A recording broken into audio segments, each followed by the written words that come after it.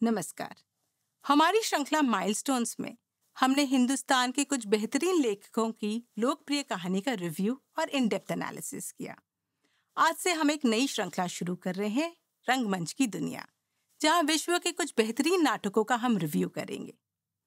आज हम लाए हैं रूसी प्लेराइट एंटन चेखव का नाटक अंकल वानिया। सब्सक्राइब और लाइक का बटन दबाने का मन करे तो हिचकिचाइएगा नहीं, फौरन कर दीजिएगा। बेहतरीन रचनाओं को आपके सामने लाने के हमारे इस प्रयास में अगर आप हमारी कुछ आर्थिक सहायता करना चाहें तो उसके डिटेल्स आपको नीचे डिस्क्रिप्शन में मिल जाएंगे। एंटन चेखव का नाटक अंकल वानिया 1898 में लिखा गया था, लेकिन आज भी इसे पूरे विश्व में खेला जाता है, क्योंकि जिन समस्याओं को वो उजागर करते हैं वो समस्याएं तो आज भी फन फैलाए हमारे सामने खड़ी हैं, बल्कि उनका स्वरूप और विकराल हो गया है। चेखव के लिए शहर एक पश्चिमी या यूरोपियन सभ्यता का प्रतीक था, जो रूस के गांवों में रहने वाले आम जनजीवन पर हावी हो रहा था।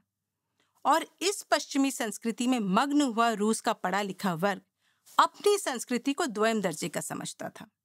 उसे रूस से कोई मतलब ही नहीं था। वो सिर्फ अपने आत्मज्ञान में रमा हुआ था। उसके लिए अपनी भूमि सिर्फ लेन देन और जोड़ तोड़ के गणित के अलावा और कोई मायने नहीं रखती थी। चेखव का मानना था कि जब सत्ता की बागडोर ऐसे लोगों के हाथों में आती है तो निश्चित ही अपने देश या अपनी मातृभूमि की जो आत्मा है, जो एसेंस है, जो उसे अपनी एक अलग पहचान देती है, उसका पूर्णतः विनाश हो जाता है। जब कोई चीज नष्ट होती है तो उसका दोबारा निर्माण करने का रास्ता खुला होता है, जैसे बाढ़ में हुआ नुकसान या नष्ट हुआ घर। लेकिन जब किसी चीज का पूर्णतः विनाश होता है तो वो दोबारा स्थापित होने की अपनी क्षमता ही खो देता है। इसकी क्षति अपरिवर्तनीय है, जैसे जंगल का रेगिस्तान हो जाना। फिर वहां कुछ नहीं उगता, रह जाती है सिर्फ रेत। विनाश अपने में पुनरुत्थान की संभावना को वहन करता है, लेकिन पूर्ण विनाश इस संभावना को ही खत्म कर देता है। विनाश केवल सभ्यता, परंपरा, संस्कृति और उसके जीवन के साझे तरीके को नष्ट कर सकता है, मगर पूर्ण विनाश कोई नई सभ्यता की पुनः रचना की संभावना को ही मिटा देता है। वो हमारे जीवन, हमारे हस्ती, हमारे अस्तित्व में समाकर उसे उसके जड़ से ही उखाड़कर उसका संहार कर देता है। और ये पूर्ण विनाश निहित है फैसिज्म, कम्युनिज्म, सोशलिज्म और लिबरल डेमोक्रेसी की मूल सोच विचार में और उसके आर्थिक दृष्टिकोण में भी, जो आज हमारे देखने, सोचने और जीने के तरीके को नियंत्रित कर रहा है। इस पूर्ण विनाश को रोकना या सीमित करना कठिन है, क्योंकि मनुष्य को दिखाया हुआ एक उच्च जीवन स्तर, सुख और संतुष्टि का सपना और पृथ्वी का पूर्ण विनाश दोनों परस्पर बातें हैं। ऐसी पूर्ण तबाही को हम आसानी से देख नहीं पाते, क्योंकि ये एक अनैतिक त्रासदों से हमारे सामने होते हुए भी हमसे छुपी हुई होती है, या हम इसे देखना नहीं चाहते। चेखव भूमंडलीकरण, कॉर्पोरेटिज्म या सोशलिस्ट इंटरनेशनलिज्म के भविष्य से अनभिज्ञ नहीं थे। वो गांधी के अलावा पहले व्यक्ति थे जिन्होंने इस प्रोग्रेसवाद के भीतर छुपे हुए निहिलिज्म को समझा, और अंकल वानिया में हम इसके बढ़ते हुए विकृत रूप को देख सकते हैं। अंकल वानिया एक ट्रैजिक कॉमेडी है। इस नाटक के पात्र असहाय नहीं हैं।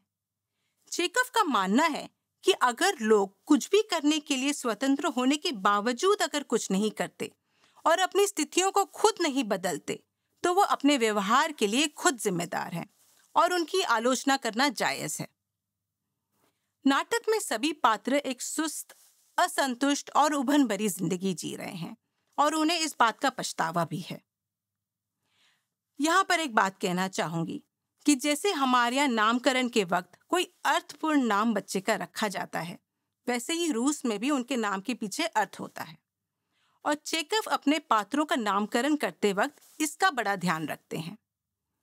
इवान को इंग्लिश में जॉन कहते हैं और जॉन एक साधारण आदमी का प्रतीक है, तो यहाँ इवान रूस का साधारण आदमी है।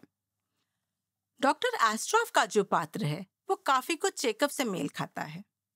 चेखव लेखक होने के साथ साथ एक डॉक्टर और समाज विचारक भी थे, जो तेजी से घटते हुए प्राकृतिक संसाधनों को लेकर चिंतित रहते थे। इस नाटक में डॉक्टर एस्ट्रॉफ अकेले ऐसे पात्र हैं जो सामाजिक रूप से प्रतिबद्ध हैं। इस कहानी का दूसरा अहम पात्र है सोनिया। सोनिया को रूस में सोफिया भी कहते हैं, जिसका मतलब है विजडम या बुद्धिमता। नाटक के सभी पात्रों में से सिर्फ सोनिया ही एक ऐसा पात्र है जो बेतुकी नहीं है। इस कहानी में हर कोई सांसारिक खुशियों के पीछे भाग रहा है, जैसे प्रोफेसर को नाम और रुतबा चाहिए। डॉक्टर एस्ट्रॉफ पेड़ पौधे लगाकर इतिहास में अमर होना चाहता है। येलिना सबका ध्यान अपनी ओर आकर्षित करने में ही मशगूल रहती है। अकेली सोनिया समझती है कि इस जीवन में सामने खड़े इस पूर्ण विनाश से कोई नहीं बच सकता, इसे भोगना ही होगा। वह अंत में कहती है कि उन्हें वो सब कुछ मिलेगा जो इस सांसारिक उपलब्धियों से परे है। सांसारिक पीड़ा ही उसके लिए मोक्ष का रास्ता खोलेगी, जहां न कोई दुख होगा न कोई व्यथा। वह नाटक के अंत में मानवीय गरिमा को पुनर्स्थापित करती है। येलिना का चरित्र टॉल्स्टॉय की एना कैरेनिना से कहीं न कहीं मेल खाता है।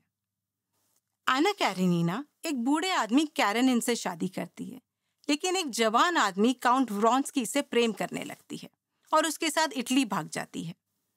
लेकिन इटली में भी उसकी इस हरकत की वजह से उससे कोई मेल मिलाप नहीं रखना चाहता। लौटकर जब रूस आती है तो उसे समाज की अवहेलना झेलनी पड़ती है, क्योंकि रूसी ऑर्थोडॉक्स चर्च एक बेवफा औरत को कभी माफी नहीं देता। अंत में जब स्थितियां असहाय हो जाती हैं तो एना ट्रेन के सामने कूदकर आत्महत्या कर लेती है। दोस्तोयेव्स्की की कहानी दी इडियट की नायिका नस्तासिया फिलिपोवा को भी समाज की अवहेलना झेलनी पड़ती है। अंकल वानिया में येलिना भी जीवन को लेकर गहरी समझ रखती है और काफी हद तक उसका चरित्र एना और नस्तासिया से मेल खाता है। लेकिन वह सामाजिक लक्ष्मण रेखाओं का उल्लंघन नहीं करती। वो भी एक बूढ़े आदमी प्रोफेसर सेरेब्रिकॉफ से शादी कर लेती है, लेकिन जब देखती है कि वो डॉक्टर एस्ट्रॉफ की तरफ आकर्षित हो रही है तो अपने आत्मसम्मान को बनाए रखते हुए वो तुरंत वहां से चली जाती है। चेकव की महिला किरदारों में से येलिना का किरदार सबसे दिलचस्प माना गया है। चेकव की रचनाओं में आपको ना तो कोई बड़े प्लॉट्स मिलेंगे और ना कोई बड़ा हीरो। इनकी रचनाएं रूस के आम जनजीवन को दर्शाती है और उनकी कहानी बताती है। अगले भाग में हम अंकल वानिया का नाटक प्रस्तुत करेंगे, जिसे आप जरूर देखिएगा। अगर आपने सब्सक्राइब नहीं किया हो तो प्लीज कर लीजिए और साथ में बेल आइकन दबा दीजिएगा ताकि आपके पास में नोटिफिकेशन आ जाए। तब तक के लिए सी यू।